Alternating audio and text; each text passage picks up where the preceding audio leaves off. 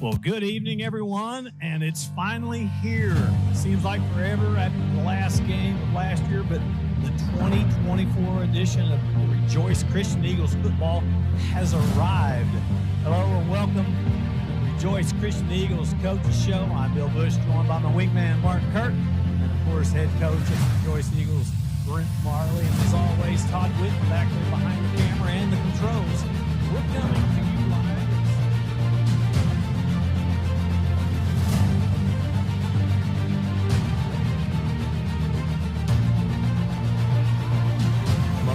Schaefer, and right up the middle goes Noah, and he busts through and touchdown! Back to pass is Cale, looking over to his left. He's got his man there, and it's Tristan Willis, and he may be gone to the races. He makes one man miss. He's down to 5. Touchdown! Rejoice Christian Eagles, as Tristan White did a lot of that on his own, making several men miss.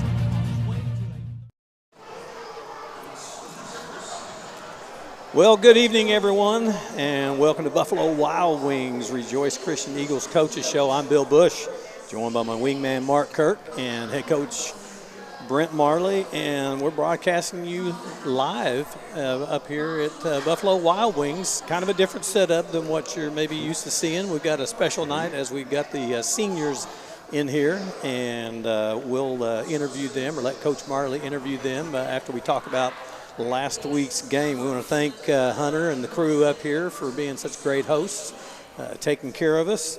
It was Dad's night last Friday night, and the number 1 Eagles came out on Dad's night and clinched the District A14 championship with a 56-0 victory over the Hobart Riders. And Coach, we talked about a little about this over the weekend. And who would have thought that the Eagles could only have 6 offensive possessions, and I think the ones were in, I think I counted 11 times in the first half and 3 times in the second half, and we still scored 56 points. But it helps an awful lot when your defense and your special teams have such a great game, only letting the Riders on our side of the 50 one time. I don't count the second time because we would have taken the penalty and backed them up anyway. And then scoring on a scoop and score, and such a great job by special teams scoring on a punt return and a kickoff return. I mean, so you talked about how in your 24 years of coaching, you've never had a game quite like that. Yeah, I mean, our ones played 14 plays of offense, and one of those plays was a dummy call where they jumped off sides, and so that doesn't – it was really 13 plays of offense, and you win 56-0. Yeah. And then our JV had, I think, 7 plays there at the end in the second half.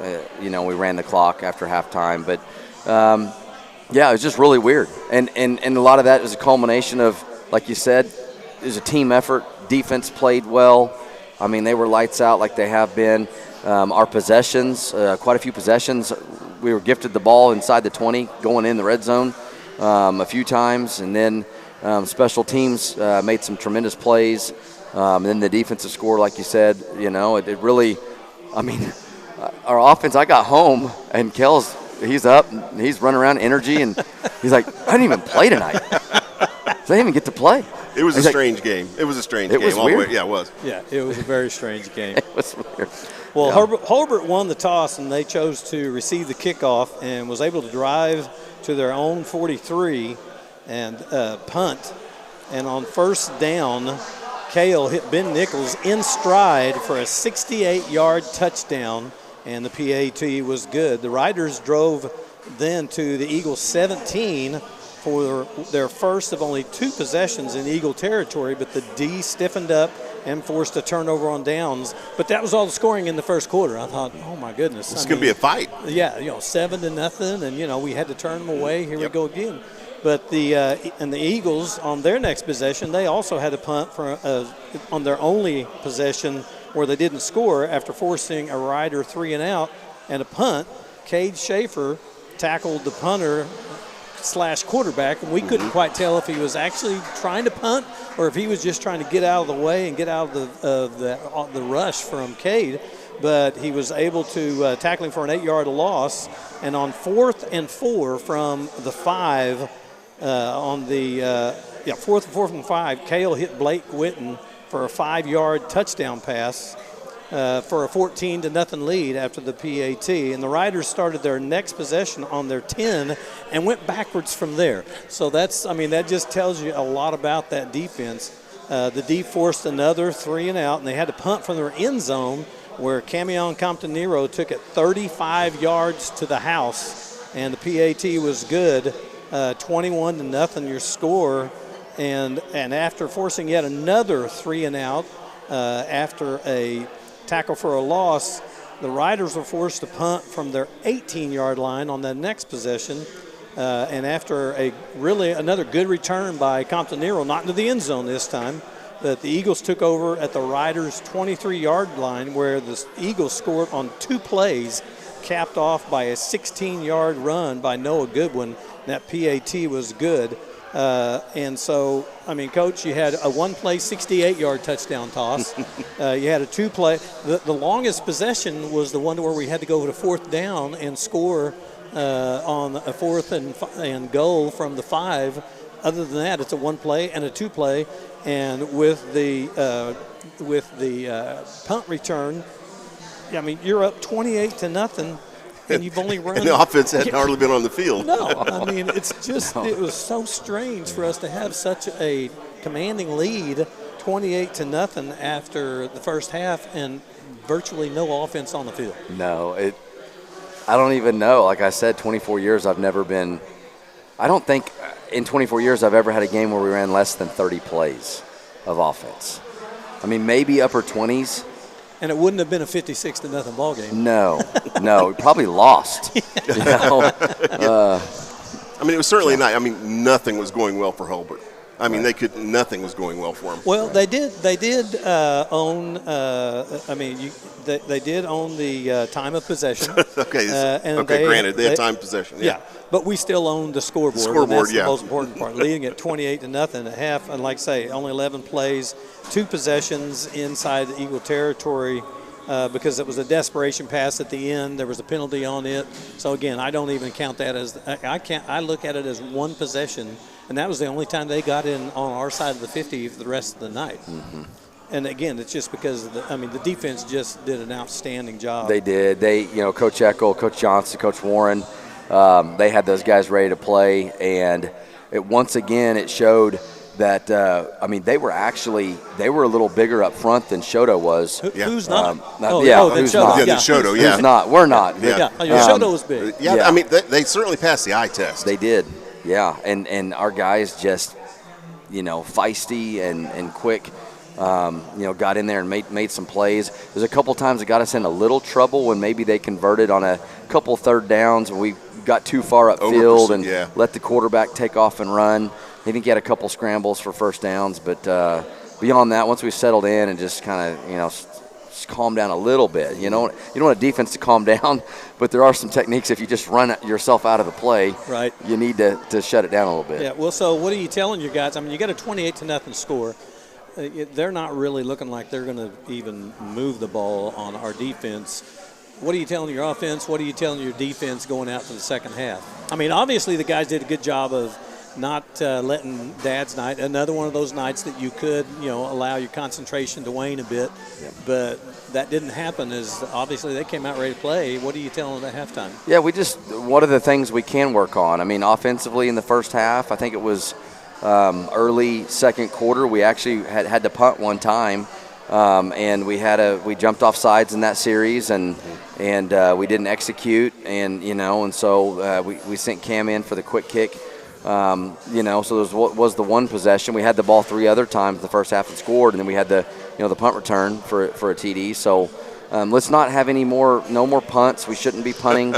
And then defensively, they got a few a couple 3rd down conversions because we got out of position. And so let's not let that happen. And when there was anything that was a flaw, it was one position. And so let's just all 11 play together. And it's acting like you're wanting perfection. Mm-hmm. And we say that perfection is our goal, but excellence will be tolerated. And so even on those few plays, we weren't really excellent. So let's just be excellent and And we really, our team demands that. Our guys want that, and I think the boys respond well with that. Yeah. I think we talked about that before. I mean, everybody's got their responsibility. Take care of your responsibility first. Pursue the ball for sure, right? But make sure you take care of your responsibility first. And yeah, I think you're right. There was a couple of those where you over pursued, or had a little bit of lapse of concentration maybe, and gave them a little bit of a break. But all those tackles for losses, though, kind of erased all of that. There were a lot. They actually rushed for more yards than we did, too. Yeah, well, because they had 46 carries for 56 yards. We had 46 yards rushing, I think, on 6 carries or 7 carries. So, well, again, when your special teams are playing like they are and your defense is playing like they are, it doesn't give you a lot of chance to stay on the field for very long. Yeah. And if the first half wasn't strange enough, well, wait till you get to the second half. So we get the kickoff on coming out of halftime. Hope Wilson returned the opening second half kickoff from his own 36, and with really great blocking as he went down the left side, he cuts across and goes over to his right on the far right side and turned on the Jets for a 65-yard kickoff return. So now we've got a punt return for a TD. We've got a 68-yard one-play for a TD. We've got a 2-play touchdown TD, and now you've got a kickoff TD, and you find yourself leading 35-0 to start the second half. And then after forcing their fourth 3-and-out for the night, Camion returned the punt 30 yards to the Riders' 14-yard line, where on first down, that O-line, and this is exactly what Mark said, whenever I was typing out the comments and then went back and looked at the game, I thought, oh, yeah, that's what Mark said. The O-line, they opened a hole that a Mack truck could have driven through, and for his second score of the night, Goodwin went in from 14 yards out. The PAT was good. On first down for the Riders, this is the very next play. Yeah. First down for the Riders, Max Eichmann caused a fumble that was recovered by Cade Schaefer at the Riders' 15-yard line. So once again, you've got field position. You're at the 15-yard line. It doesn't take much. And after a 13-yard, I really thought Tristan was going to get in, but after a 13-yard completion to Tristan Willis, Cale took it in from there. I think that's his second 2-yard rushing touchdown in the last couple of weeks. I think so, yeah. Yeah. And he took it in for the TB. And again, Maverick Gwynn Goose scored the PAT to run the score up to 49-0. And the Riders, after they were starting on their, again, the very next possession, they started on their 20. And on fourth down, Luke Schaefer caused a fumble. And again, I think they were going to try to punt it or something. I'm not 100% sure. But it was the Schaefer brothers, as Luke caused the fumble and his brother, Cade, picked it up for a scoop and score from at the 13-yard line. And the PAT was good. And so you've got a 56-0 lead. And the second half, I mean, this is just, that's just the third quarter. So you doubled your point output with 3 whole offensive plays in the second half. It's crazy. Yeah. Oh, so. If it works, it works, right? Right, yeah.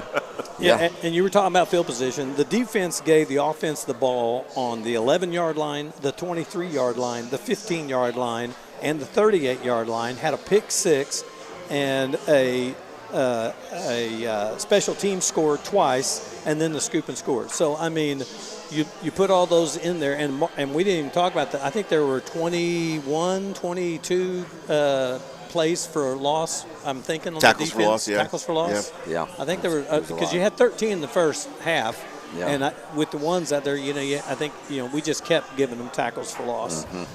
You look at the offensive leaders passing, it was Cale, 6 of 9 for 107 yards. And again, rushing, you're right, Coach. There wasn't very much rushing. I got one guy on here for the rushing stats because we just kind of highlight the leaders, and it was Noah Goodwin, 4 rushes for 36 yards and 2 touchdowns. On receiving, you had Ben Nichols with 71 yards and a TD, that one long 67-yard pass, I believe. Tristan Willis, 2 catches for 20 yards, and Blake Witten, 1 catch for a 5-yard touchdown. On the defensive side, you had Cade Schaefer with 13 tackles, 9 solo, 2 tackles for loss, 3 sacks, caused a fumble, had a fumble recovery for a touchdown. Then you have Maverick Gwynn coming in right behind him with 13 tackles, 7 solo, 2 tackles for loss, and a sack.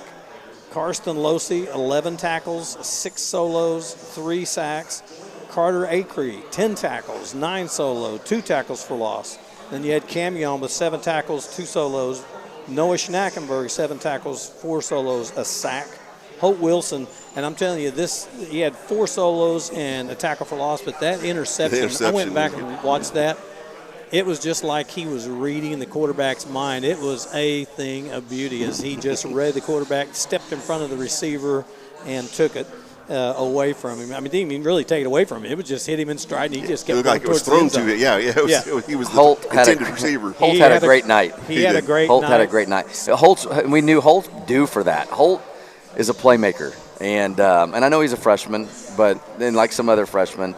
But Holt, just for some reason, his night hadn't came to yet. It was just a matter of time. Oh, it did. He's got a lot of nights even much greater than that in his future. Yeah, it was on special teams. It was on defense. He just really had a great night. Needs to be on the field. That's all. and then Max Eitman, 8 tackles, 4 solo, a sack, and a fumble recovery. Since we did our best to run things without our engineer up in the booth with us, keeping us straight, we had to concentrate on running the buttons up there, or Mark did, so we weren't. It was terrible. Yeah. Got a little carpal tunnel. And you're thinking, how does Todd do this? But anyway, we hope it wasn't too bad. But it didn't give us an opportunity to really kind of watch the number of tackles and keep stats. So what we did is we're going to do things a little different. We're going to announce the players of the games, and so we're going to do that now. Mark? On defense, Cade Schaefer, obviously monster night. So many different variables, came together, and he, clicked all the boxes that night. So, but Cade seems to have a great night every night. But certainly Friday night was definitely his night for sure. Yeah, Cade is just. It's almost rare if he doesn't have less than 15 tackles. Yeah. Yeah, it is. Actually, I just expect it. He's in on at least 15 tackles. Yep. And most of those solo, and then just flies to the ball. Yeah. Who we got on offense over there, Mark? Okay, on offense, he is going to go to Cale. Yeah. Well, no. No. Because of the protection, though, that they gave Cale, and the holes that they were open up, we're going to do something. And I asked you, I texted you. I've been wanting to do this for a long time. I know you have. Long time. Coach Riley's been wanting to do this too for a while. Yeah. Yeah, and so I said, how many Jersey Mike subs, cards do you have? You said, I got plenty. I said, okay, well, we're going to give it to the O-line then. The entire offensive line, right? The entire offensive line are Jersey Mike's players of the game on offense. That's Caleb Marley, Noah Schnackenberg, Jet McCain, Duncan Andrus, Trey Sanchez, and Carter Acree. Because, the jobs they do the job every week. Yes, they do. They give that offense, KO can or Cam Young can sit back there and pick out their receivers. When he wants to run, off tackle, or if he wants to run between the tackles or whatever, he knows he can just about get 4 or 5 yards every play just because they've opened it up and then gone on to their, the second level of blocking. Yeah, I think they're opening holes, but also for pass protection. Yes. And once again, oftentimes we're outsized. So they're having to use their speed both on the defensive side and on the offensive side to get up there and set those blocks up and provide the protection Cale needs. Well, the first play of the game was a good example. Perfect. Cale rolled to the right and started patting the ball, and I'm like, what is he doing? What is he doing? And then he let it go, and Ben Nichols is down there, and he had 3 or 4 seconds to throw the ball. At least 4. Yeah. And they say you have to get rid of it, usually within 3 seconds? Right. 2.5 or something like that? Yeah. He's back there for 4 seconds dancing around, went to the sideline, got a Coke, come back out on the field. No, they do a great job. So, and I know we've been wanting to do this for years. Absolutely. And since there wasn't really an offensive player that was just, they weren't out there long enough. I know, that's true. But, but again, these guys, it was their night. They did a great job. So absolutely. the O-line is our offensive Very players of the game. And then big play goes to, of course, Ben Nichols with that 75, what you just 71 described. yard. Exactly. That pass play you were just now talking about. Yeah. And we're giving away a special teams POG, and it's player of the game, and it's really due to his outstanding special teams play, the interception. He had a 67-yard kickoff return, and that's going to Holt Wilson. So Holt Wilson, we've not given away, but I thought, we had big play, and he could have given that, but then, we're going to give a special teams because he's got extra cards, and the guy deserved it. And like you said, they definitely deserve it. He had his night. So, it was just a great game, senior night, clinching District A1-4, district champs. We've got our back-to-back shirts. We just, back-to-back, and then again back, and back again maybe shirt to print up. Yeah. So, we're going to do something. We're going to let the seniors. We're going to take about a 1-minute break, and then let the seniors come in and take a seat, and we're going to let Coach Marley fire some questions at them, and that way you guys can, it's just like me. I walk up to these guys and say, tell me your name again, because if you're wearing your numbers, if you're wearing your number, I know who you are, but without that. So anyway, we'll take a 1-minute break, let them get situated, and we'll be right back. Don't go anywhere. You'll enjoy it.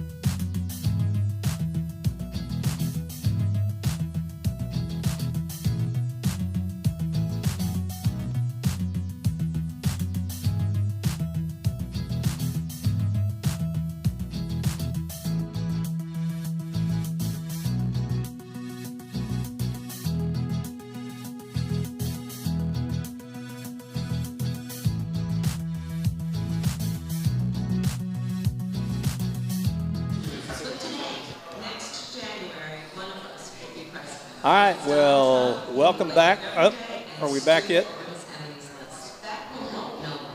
Welcome back. Got the old delay here. It throws me off when I see myself up here, and it's not with my voice. I'm like, wait a minute. We are back. We're separated. We're separated, yeah. We are back here, and as you can see, we've got a group of fine-looking gentlemen here, and these are your seniors, and they're going to tell a little bit about themselves. I'm going to let Coach Marley take it from here. Yeah, well, first off, before you guys go through and introduce yourself, I just want to say what a special group this is, and we have been so blessed by y'all this year. We've been blessed by y'all in your career. The coaching staff has, and just watching you guys, like we talked about at Dad's Night, growing up, and just even the ones that haven't been as long as some of you, you guys have such great chemistry. You represent the school well. We've always told you that culture is defined and installed from the top down, but it's instilled from the bottom up. And you guys instill what we have tried to do. and you've actually, I think, taken it to another level. So I just want to say thank you. I am blessed and honored to be one of your coaches, and every day. And I look forward to going out to the Gibbs every day. I look forward to practice every day. Especially on days like today. It's nice to go to the Gibbs, right? I was upset today that we didn't have practice, and we were absent from each other because of the early dismissal. But anyway, so what we're going to do is I'm going to ask you a few questions in a minute, but let's start out by introducing yourself. We'll start here with Carter. Just say your name, your number, and your position. My name is Carter Akery. I'm number 54, and I play inside linebacker and guard. He sounds like a linebacker. He does, doesn't he? Yeah. Carter Akery. I'm Cody Smith. I'm number 3, and I play running back and cornerback. I'm Ben Nichols. I'm number 6, and I'm an outside receiver. And an outside linebacker. Coming up. I'm Kale Marley, number 2, and I play quarterback and safety.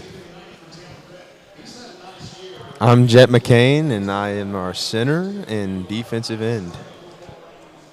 I'm Noah Schnackenberg. I play middle linebacker and guard. I'm Maverick Gwynn. I play outside linebacker and guard.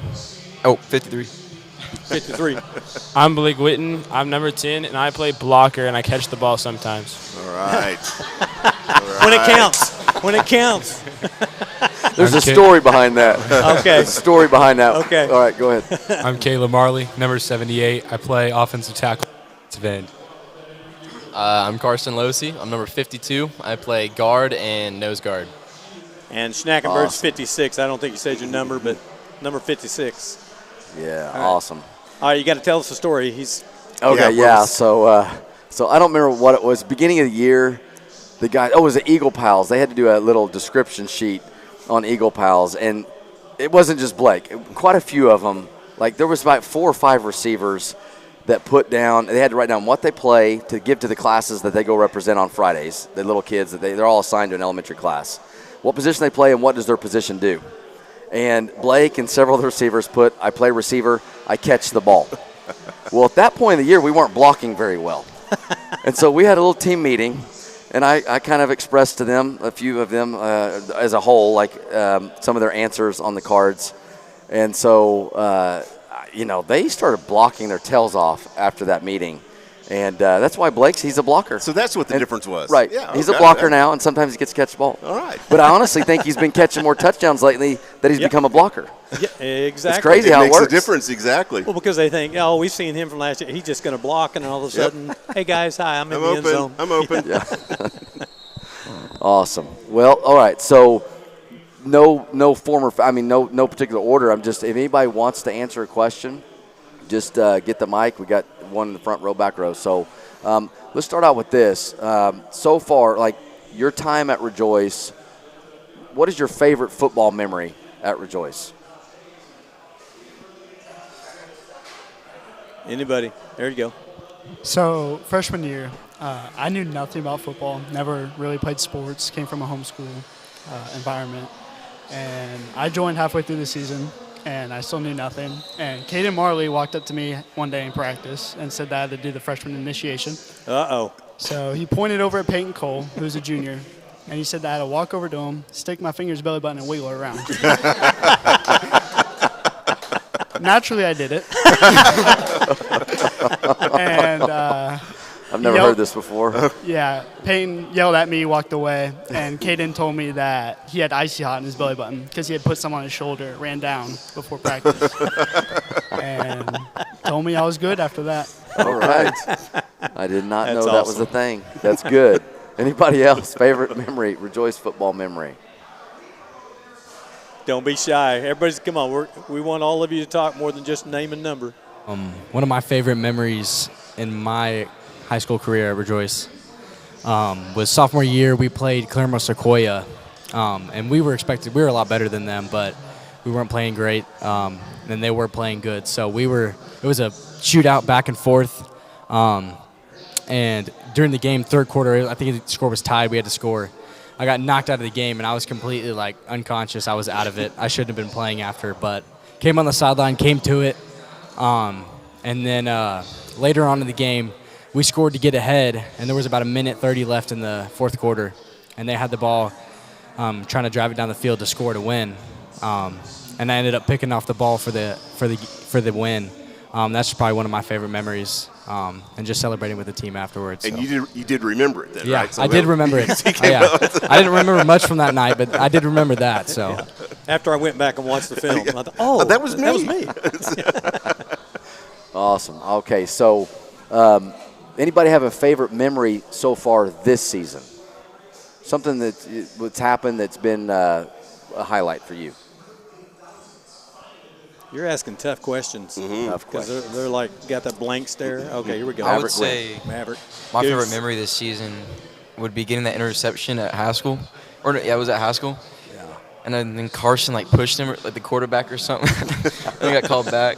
That's right. I forgot about that. Yeah. That's right. I forgot about that. We didn't mention. Okay, you Yeah. just did. You put him out there. We didn't mention his name on the air. We said because we even mentioned that. Oh man, Maverick had that touchdown, Yes. and then the hole was bigger in Dallas. You saw the jersey going back and going, yeah, it was a hole. That felt so good. There were so many good pictures of me on that. Yeah. Similar story. Same game. Holt Wilson, if you're watching this, I just want to apologize one more time. Had a big pick six. You know, you got the film highlight. That's all that matters. Yeah, that's all I got to say. Oh, that's good. What about somebody tell me what do you think is different about our culture when you see the other teams we play, when warm-ups, arrival, during the game, after the game? What is something different about Rejoice and our group of guys and our culture that you think stands out? Yeah, because some of those teams you play, if you'd have done the belly button thing, you'd have got wouldn't have turned decked. out nice. Yeah, no.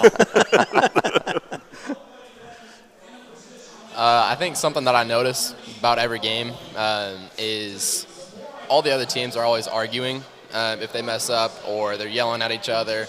And I don't ever really notice that with our team. We're always picking each other up, and that's what I've noticed. That's good. That's big time. What else? Anybody else have something on that, our culture, that you feel like is different?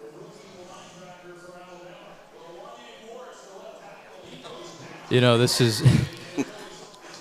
my first year with the program, but I got to say, coming from a public school to a private school Christian environment, it's a lot more Christ-centered.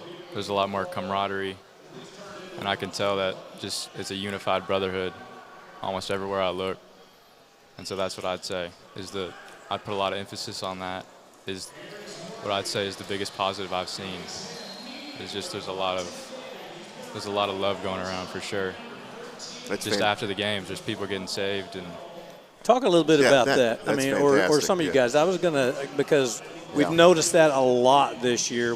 I know that we've always had, we would go out and we would pray for guys and stuff, but it seems like it's taken it to another level this year. Talk about some of your experiences as far as that goes. yeah, I wasn't at the center when that happened, but Cale was involved in that, so I can pass the microphone to him. He can. Yeah, share with that if you would, Cale. Yeah, I've been in the circle a few times, but I feel like we've really taken the prayer thing with another player after the team very seriously this year. And I feel like a lot of us have gone out of our way to pray for players after the game, and even players that we maybe butt heads with during the game. Right. But I feel like we've just really taken it to account this year and really stepped it up to the point where we've prayed for them about issues at home or maybe injuries that they're going through. And we've even had some salvations, just sharing, the love of Jesus and that he's the only way, and that without him there's eternal death, but with him there's eternal life. So it's been really cool, just some of the experiences that I've had, and I know these other guys have had, and the rest of the team as well after the game. Just being able to share the love of Jesus and them receiving that in a vulnerable way after the game. It's interesting how accepting they are after you guys, punch at each other for a few hours. They kind of listen to you a little more. So it's been cool. Well, and you guys, I mean, you need to realize just how phenomenal that is as guys in high school that are out being so bold with your faith and just not even hesitating to go out and speak Christ to these people, because we've talked about it before on previous coaches shows. What goes on here? Yeah, Friday night's fun. I mean, I look forward to Friday nights. I look forward to football. I hate it when the season's over and I'm counting down to when the season begins the next year. But in 20 years, it's not going to matter. It really isn't. But a life that was saved because of something that one of you guys did, that's an eternity, man. You're doing things that most adults wouldn't even attempt to do because they don't have the courage that it takes to do that. So hats off to you guys, because, I mean, it's a blessing to be around an organization where students, where players, high school players, are going out and doing this. So thanks for sharing on that. Anybody else got a moment that they had on the field? This wasn't on the field, but I was just going to talk about, like, this year is, like, the difference that people have seen. I think it started, like, at the beginning of the season, we watched the college football championship at Coach Marley's house, and we just set out goals of what we wanted the year to look like. And I think we all, like, just really wanted to emphasize just, like, focusing on Christ throughout everything we do. And I think that's something you can see throughout this group. It's been different than any other group or any other team I've been a part of. It's just been amazing to see all these leaders on the field and off the field, everything they're involved in, and just growing our team.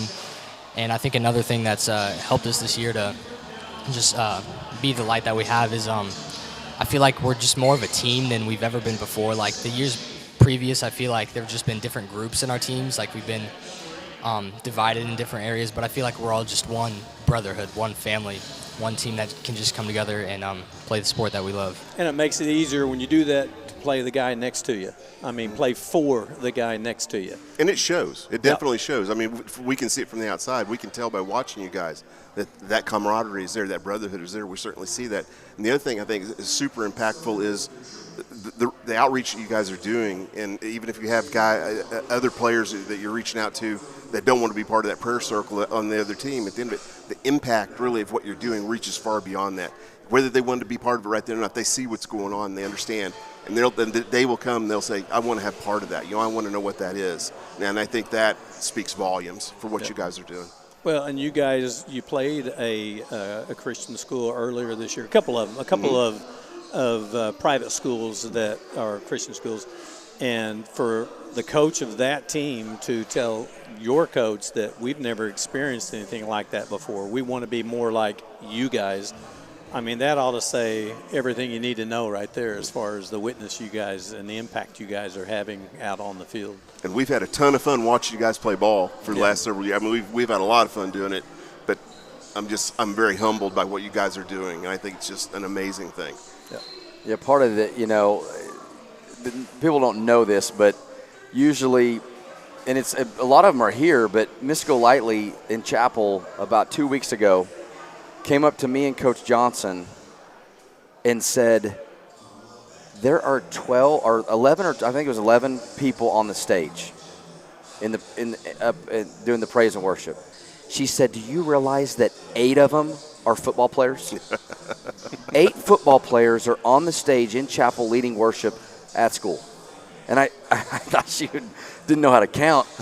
So I started counting, and I was blown away. And proud at the same time. And it's not just that, but it's just the growth that I've seen, and even the ones that are sitting here that are not part of that, the growth I've seen in them spiritually, and just the things they're doing at school and the way they carry themselves, and they know they're not perfect, and we don't want them. I mean, they're not going to be perfect, but none of us are. None of us are, and I think that but just the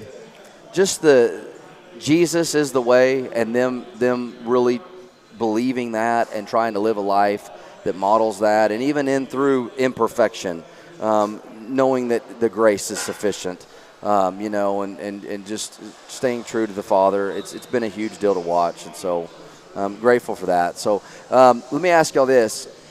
We're not done accomplishing some goals, but we've got a goal board in our team room, but what's the next step? What do y'all think the next step is that we need to do? Come on, that's a softball. Yep. Everybody ought to know that one. I think it's pretty simple. We beat Warner. There you go. There you go. Very good. It's good. Because see, now I say it's a softball. I would have been going. Oh, no. We get to the championship. Oh no, we got Friday. We Yeah. got this Friday first. Yeah. Then. Yeah, and that's. Go ahead. Yeah, just going off that, I think just each week we just be where our feet are, and we just assess each game how it is, and we install different things that need to be installed to defeat the opponent. Yeah. That's right.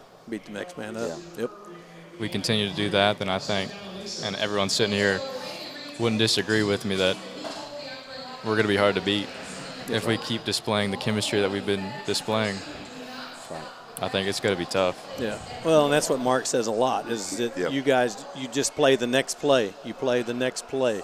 If you mess up on the play previous, and I think, so I'm thinking of, there was a couple of, I remember I was so glad to see Blake get that touchdown because I'm thinking, oh man, he had it right there and he could have gone in and scored.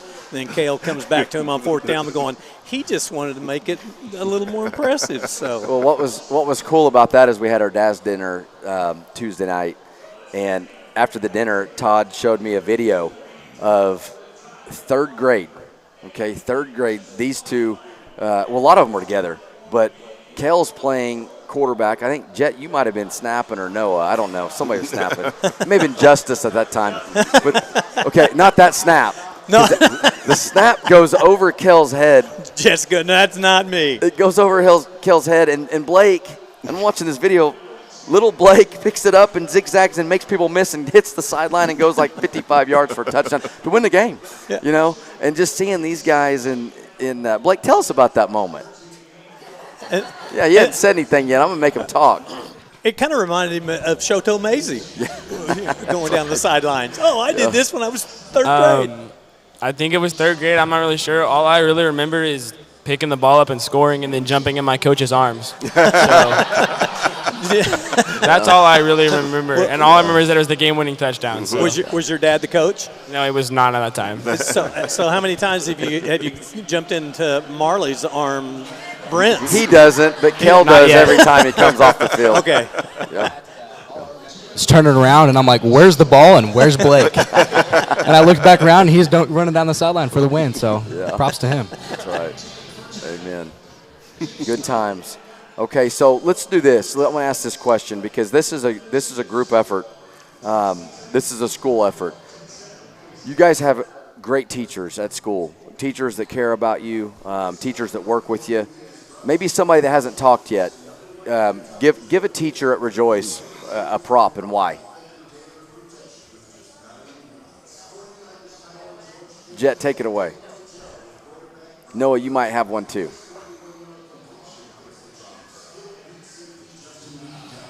I mean, she's just such a, happy spirit. I don't know. This year she's been great, and she's so encouraging before games, and she's always asking us questions, wondering what's about our life, and she's just a doll. Yeah. Just a lovely teacher to have.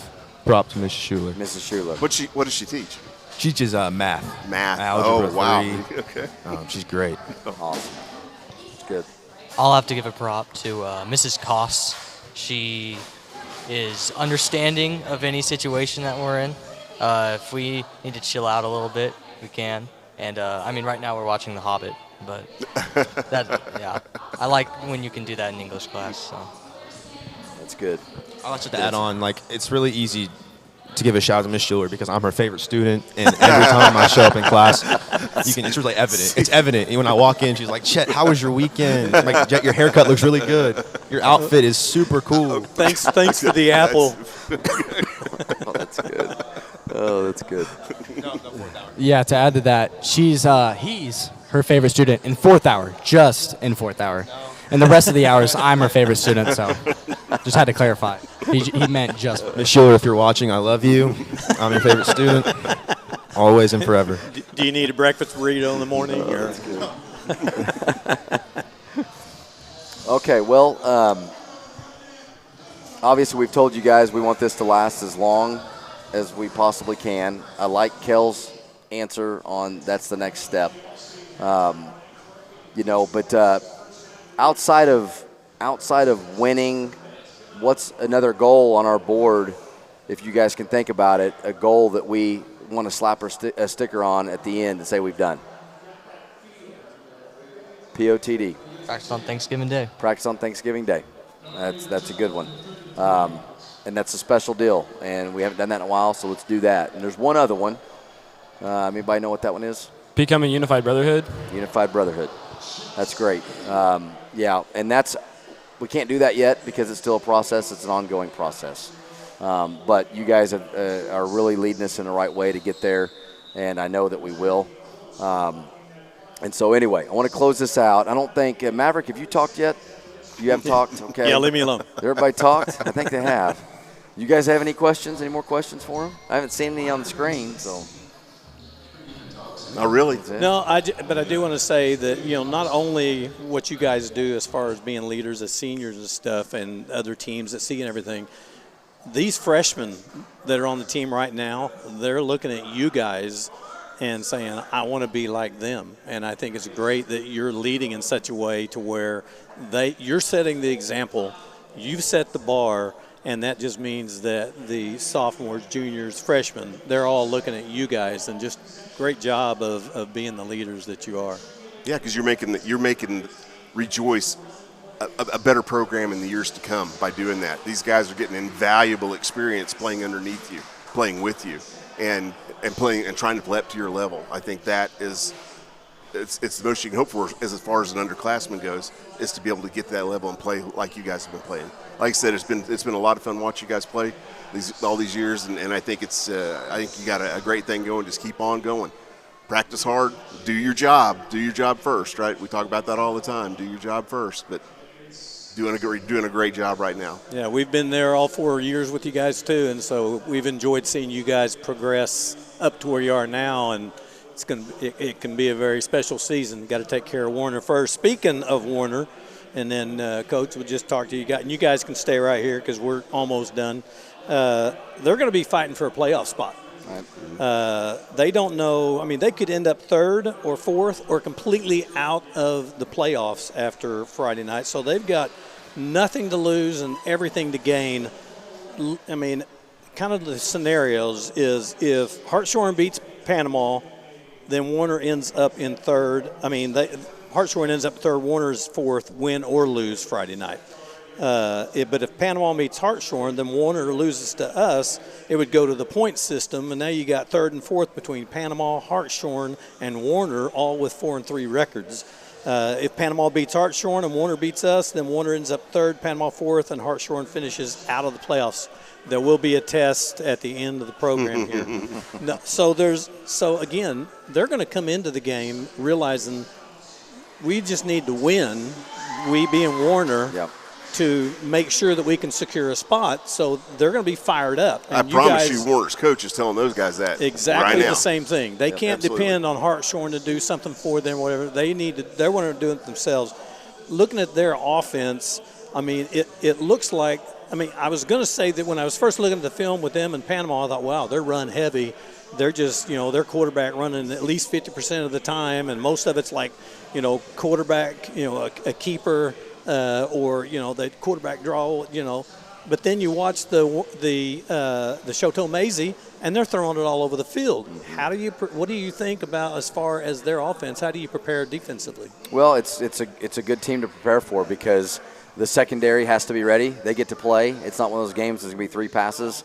They got to be on their toes, and they get to work. And then our box, our D-line, and our linebackers all get to work and be ready to go because, like you said, they're very balanced, and that's the type of games that these guys like to play in. And that way they're all involved, and you have to be ready for every aspect of what they could do. And so, yeah, they've got some tools. Number 10, he'll be one of the best athletes we've seen this year. Yep. Quarterback number 2, slot receivers number 1, number 7. They're both talented. The tailback number 23, he's a good runner, and so. And they got a big line, guys. And they got a big line. Yeah. You're going to be outsized again, and it hasn't stopped us yet. So. Yeah. Because you can't be out quick. I'm telling you, you guys are quick on the D. Yep. Looking at their defense, I mean, it looks like we should be able to run our regular offense. I mean, of course, you know, we know what Shoto Maisie does. They just get all 11 guys right in the center and just like plow down the field.